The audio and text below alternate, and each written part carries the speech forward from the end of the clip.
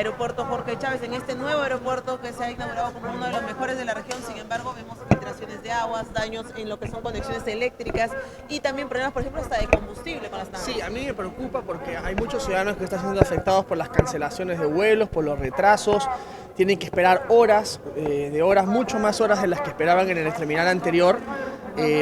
Pienso que no solamente el ministro tiene que ser interpelado, sino tenemos que exigir responsabilidad en Ocitran también, porque Ocitran es el que se encarga de fiscalizar que el concesionario cumpla los estipulados en el contrato, primero, y segundo, de multar en nombre de los usuarios del servicio, que somos todos los ciudadanos, al mal concesionario que está, porque al final del día, ¿quién se hace responsable de el daño sufrido por los usuarios en retrasos, cancelaciones, ¿no es cierto? Oportunidades perdidas por no poder viajar a su destino, etcétera? O sea, Ocitran tiene que ponerse mucho más firme.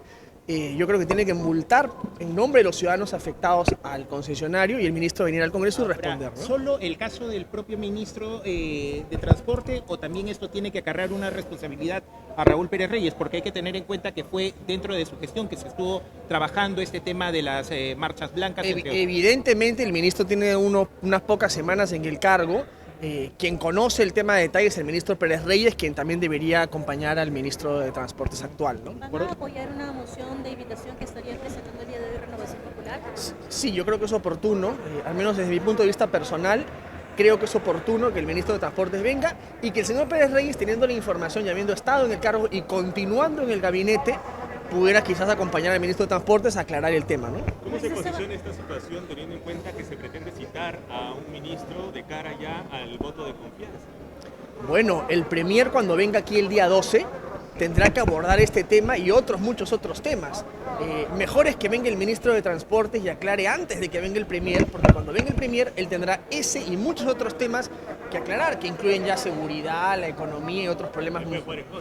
Sí, en realidad creo que le jugaría a favor si vienen antes que él, porque si viniera él sin ellos haber respondido sería más complicado. El tema de la reelección de alcaldes y gobernadores todavía queda en una incertidumbre con estas reconsideraciones, pero esto va a depender también de la cantidad de votos que haya y la cantidad de congresistas presentes. Esto podría no definirse ahora e incluso no podría llegar a verse en esta legislatura. Así es, mira, las reformas constitucionales son complicadas, no son sencillas de conseguir los votos, hay que requerir 2/3 de los votos, esos 87 votos del número legal. Evidentemente, el día de ayer no se alcanzó esa mayoría, se ha presentado una reconsideración para poder someterlo, ya sea en esta legislatura, en lo que queda de la semana y media de legislatura de esta legislatura, o la siguiente que empieza a partir de julio, ¿no? Entonces habrá que ver el momento, seguramente... ¿Los plazos se acomodan? Los tiempos todavía encajan, pero es importante, lo más importante acá es conseguir los consensos, hablar con los parlamentarios que no han estado presentes, conversar, dialogar. Miren, si se alcanza la mayoría en buena hora, y ustedes me han visto defender ayer en el Pleno del Congreso, para mí es una libertad ciudadana escoger, dar la posibilidad al ciudadano de escoger o no escoger a un buen alcalde o un mal alcalde, pero en realidad aquí lo importante es que se logre el consenso y que finalmente se pueda tomar una decisión. ¿Podría ser una suerte de voto de conciencia por parte del Congreso porque solamente quisiera equiparar la balanza ya que aprobaron su reelección y quisieran también la reelección? No, porque son funciones diferentes. Los parlamentarios no administramos recursos a diferencia de los alcaldes. Creo que son funciones y competencias distintas, pero finalmente yo siempre he defendido que el ciudadano debe tener el derecho y la libertad de poder reelegir a una buena autoridad si ese ha sido el caso.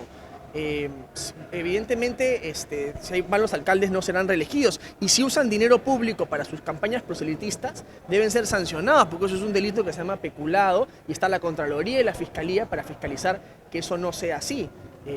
De otra manera, yo finalmente siempre he defendido esta posición. De hecho, mi bancada ha planteado, por ejemplo, respecto a los parlamentarios, la renovación por mitades del Congreso. Nosotros hemos sido la única bancada que ha planteado un proyecto de ley para renovar el Parlamento a mitad de periodo, porque el ciudadano tiene que estar siempre siendo consultado si está de acuerdo o no con su autoridad y si quiere o no darle una nueva oportunidad, ¿no? Por otra parte, la propuesta... Antes de cambiar de tema, sí.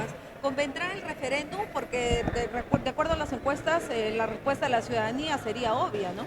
Yo creo que lo importante, mira, la respuesta de la ciudadanía la veremos cuando veamos cuántos alcaldes son o no reelegidos, porque ayer se hablaba aquí de la voluntad popular, pero la principal voluntad popular es la que va a expresar el ciudadano en las urnas cuando escoja o no a su alcalde. Entonces, finalmente ahí es donde se va a expresar la voluntad del ciudadano. Yo creo, evidentemente, que lo más conveniente es que en el Parlamento podamos alcanzar los consensos adecuados.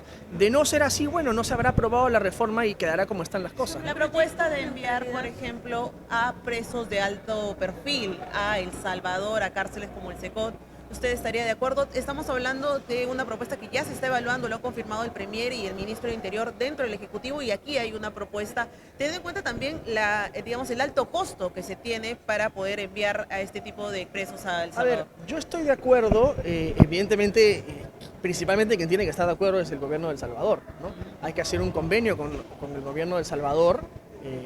Evidentemente en el Perú lo que tenemos es una crisis penitenciaria tremenda, que yo le he hecho saber al primer ministro en la reunión que hemos tenido con el grupo de bancadas en Palacio para el voto de confianza, le he hecho saber al premier, antes ministro de Justicia, de la tremenda crisis penitenciaria que vive el Perú. Yo tengo un proyecto de ley para poder entregar en concesión los penales, para permitir y destuburizar penales y evitar la corrupción que existe en el INPE el día de hoy.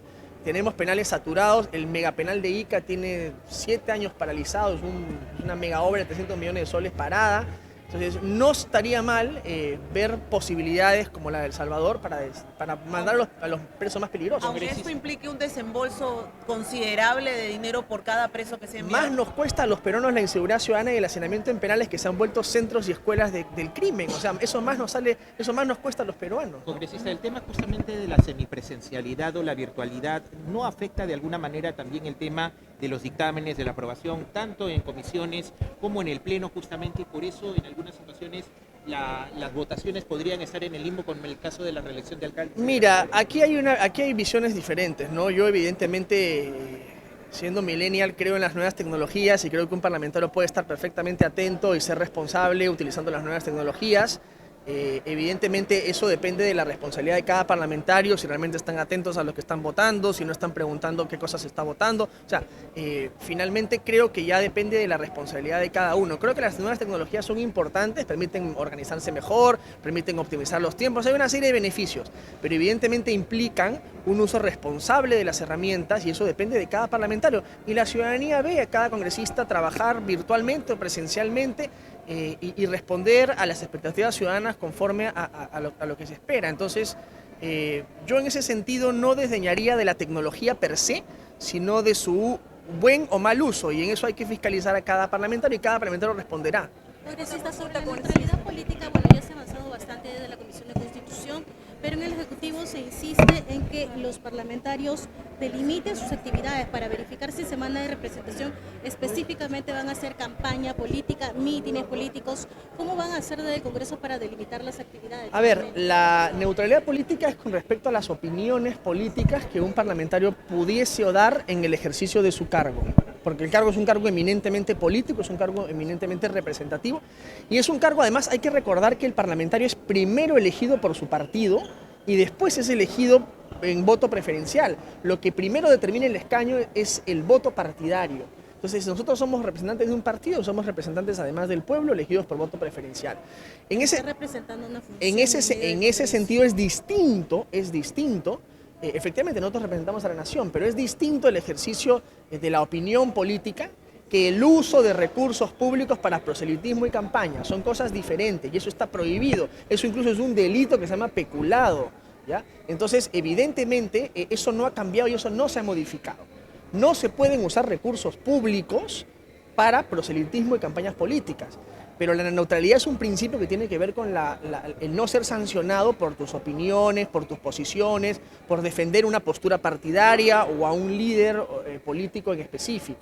Eso es lo que se ha aprobado el día de ayer. Si cualquier parlamentario se le ocurre hacer campaña con recursos públicos, eso no está permitido. ¿No les pone en ventaja ante otros candidatos? No, al contrario, porque la gente nos quería sancionar a un parlamentario aquí en Pasos Perdidos. Nosotros, siendo congresistas de la República, nos querían sancionar precisamente por dar nuestras opiniones políticas, cuando es evidentemente parte de la naturaleza del cargo que ejercemos. Algunos critican que va a haber un abuso también de los permisos y licencias que van a solicitar. A ver, cuando uno pide licencia es diferente. Si uno pide licencia sin goce de haber, es licencia sin goce de haber. No hay un... pero no hay un sol del Estado ahí no hay un sol del Estado. Funciones de lado. Dejar sus Los parlamentarios, además el dictamen establece bien claro que en horas de funcionamiento del Congreso nosotros no podemos hacer campaña política. Si le dan licencia o permiso, sí. En horas de funcionamiento del Congreso, cada parlamentario decidirá si decide o no dejar de lado su trabajo parlamentario para hacer campaña. La gente también juzga eso. Yo creo que la gente no es tonta y sabe perfectamente quién deja abandonado su cargo. No solo de parlamentario, también hay alcaldes que van a dejar abandonado su cargo. Entonces, al final del día, la gente verá quién continúa su trabajo hasta el último minuto y sabe organizarse bien para cumplir todas sus funciones a cabalidad y quién deja tirado su cargo para ir a hacer campaña, ¿no?